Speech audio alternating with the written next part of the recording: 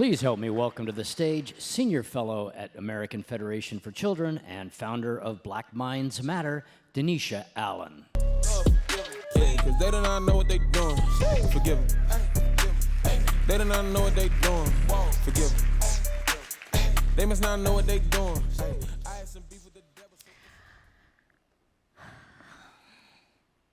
I remember in the second grade raising my hand to get my teacher's attention. Please call on me. I have to go to the restroom. I need to go to the restroom.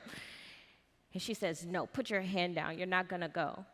So I got up and walked out. When I got back in class, she says, leave.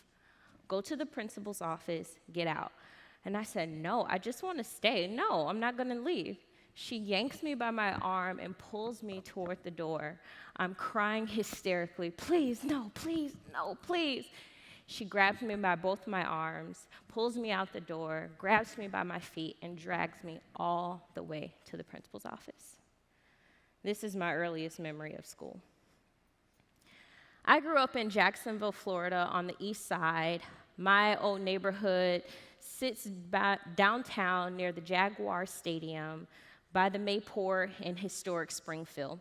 By all accounts, where I grew up, it should be prosperous, but statistics tell a sad tale. The median household income where I grew up is about half that of the citywide average, and drugs were sold outside my front door. This is where I went to school, and I failed the third grade twice because I couldn't read. I could not read. My self-esteem was low. I felt so insecure. I just knew I was stupid. I was a failure. The summer before my sixth grade year, I began to live permanently with my godmother. And one of the first things she wanted to do was to get me in a school that would give me a faith foundation, a school that would reiterate the values that she was trying to teach me at home. Get a good education, be purposeful in school. And her church had just started a private school, but she didn't make that much money. She didn't have a way to pay for it. And that's when she heard about the Florida Tax Credit Scholarship. She applied, and I got accepted. That's when everything changed. I went from being a fifth grader, believing that I would drop out of school, become a teen parent, to graduating, being the first in my family, graduating with honors, being the first in my family to graduate from high school. I went on to college and earned a master's degree.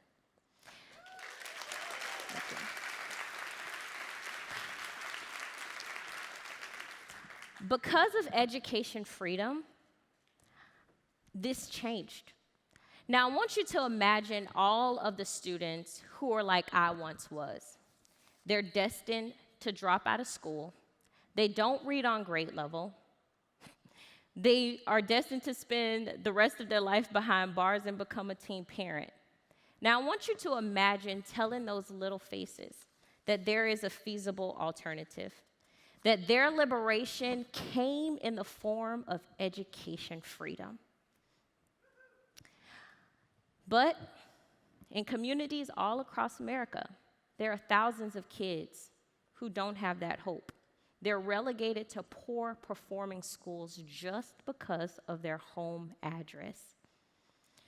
What if we took this message to them and worked courageously in those hard to reach areas? Too often, those who hold the reins of America's education system, they say that the problems that Black and brown kids have in America's public school can't be solved by them. And they diminish minority parents because they say that they're not capable of caring for their kids. They just don't care about their kids enough. I want you to remember 13%. 13% of Black kids in America are reading on grade level. 13% of 8th grade students are testing proficient in reading. So that means you have a better chance at surviving stage 4 breast cancer than for a Black kid to graduate from high school knowing how to read. Black minds matter too much to tolerate this.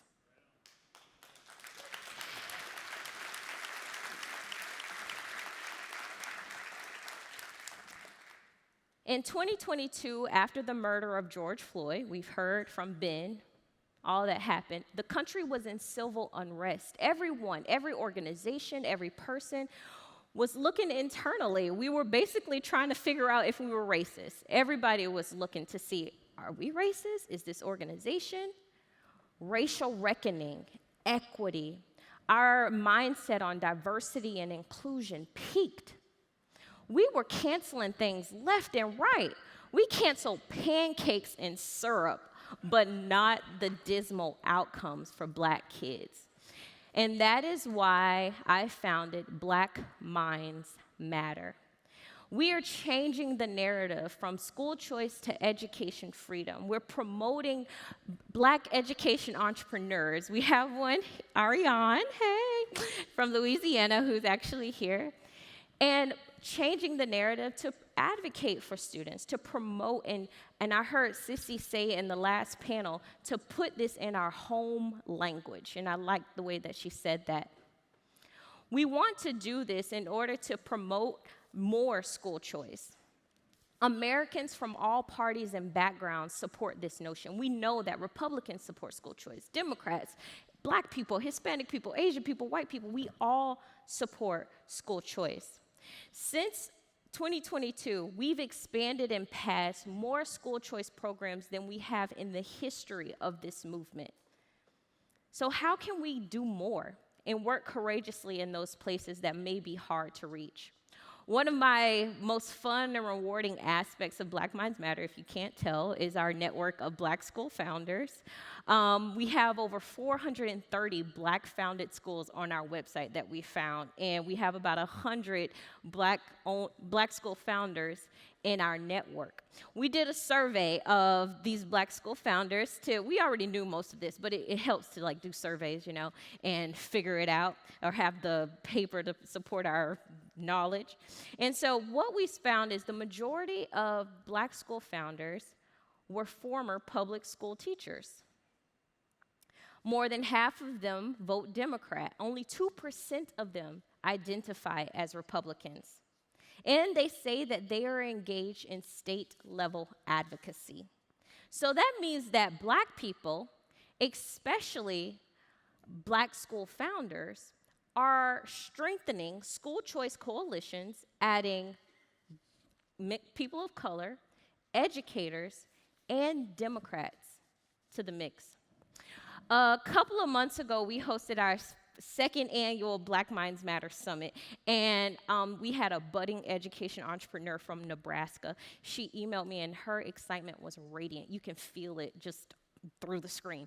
And she emailed me and she said, Denisha, I would love to come to the Black Minds Matter Summit, but since Nebraska just passed an education bill and now opening an all-girls private school is possible.